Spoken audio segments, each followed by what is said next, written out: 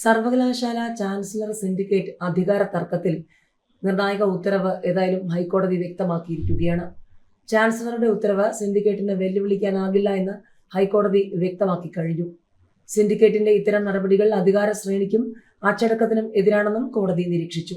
കാലിക്കറ്റ് സർവകലാശാലയുമായി ബന്ധപ്പെട്ട ഹർജിയിലാണ് ഹൈക്കോടതിയുടെ നിരീക്ഷണം. സിൻഡിക്കേറ്റ് പുറത്താക്കിയ ഇൻസ്ട്രുമെന്റേഷൻ എഞ്ചിനീയറെ തിരിച്ചെടുത്ത ചാൻസലറുടെ നടപടി ചോദ്യം ചെയ്തുള്ള ഹർജി തള്ളിക്കൊണ്ടാണ് ഹൈക്കോടതി ഉത്തരവ്. 2 സിൻഡിക്കേറ്റ് അംഗങ്ങളാണ് ഹൈക്കോടതിയെ സമീപിച്ചത്. ഉദ്യോഗസ്ഥൻ ക്രമക്കേട് നടത്തിയെന്നാണ് ഇവർ കോടതിയിൽ വാദിച്ചത്.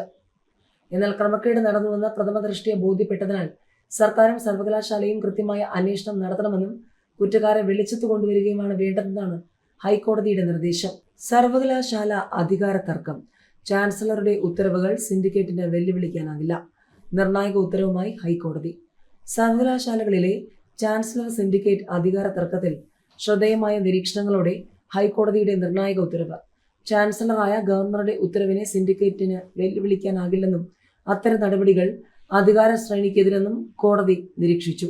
സാമ്പത്തിക ക്രമക്കേടിൽ കാലിക്കറ്റ് സർവകലാശാലയിലെ ഉദ്യോഗസ്ഥനെതിരായ സിൻഡിക്കേറ്റ് നടപടി ചാൻസലറായ ഗവർണർ റദ്ദാക്കിയിരുന്നു. ഇത് ചോദ്യം ചെയ്ത് സിൻഡിക്കേറ്റ് നൽകിയ ഹർജിയിലാണ് കോടതി ഉത്തരവ്.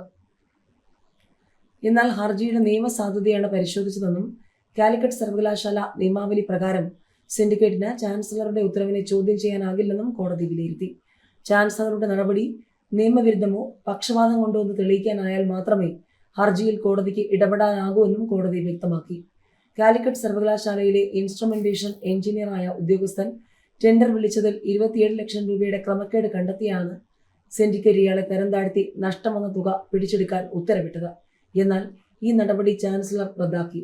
ധനവകുപ്പിനെയും വിജിലൻസ് അന്വേഷണവും ചൂണ്ടിക്കാട്ടിയാണ് 2 സിൻഡിക്കേറ്റ് അംഗങ്ങൾ ഹൈക്കോടതിയെ സമീപിച്ചത്.